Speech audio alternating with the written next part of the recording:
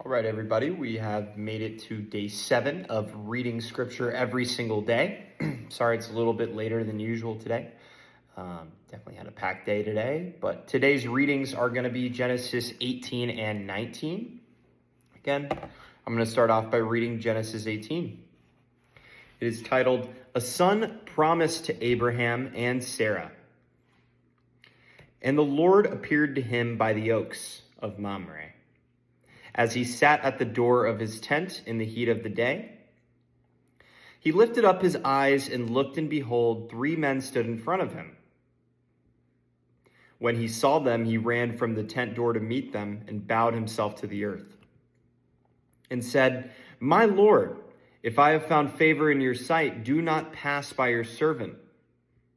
Let a little water be brought and wash your feet and rest yourselves under the tree, while I fetch a morsel of bread, that you may refresh yourselves, and after that you may pass on, since you have come to your servant. So they said, Do as you have said.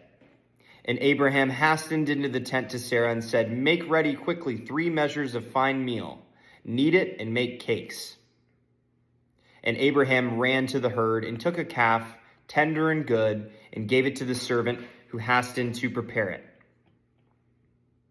Then he took curds and milk and the calf which he had prepared and set it before them, and he stood by them under the tree while they ate.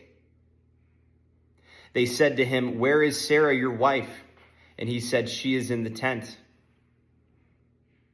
The Lord said, I will surely return to you in the spring, and Sarah, your wife, shall have a son. And Sarah was listening at the tent door behind him. Now Abraham and Sarah were old, advanced in age. It had ceased to be with Sarah after the manner of woman. So Sarah laughed to herself, saying, After I have grown old, and my husband is old, shall I have pleasure?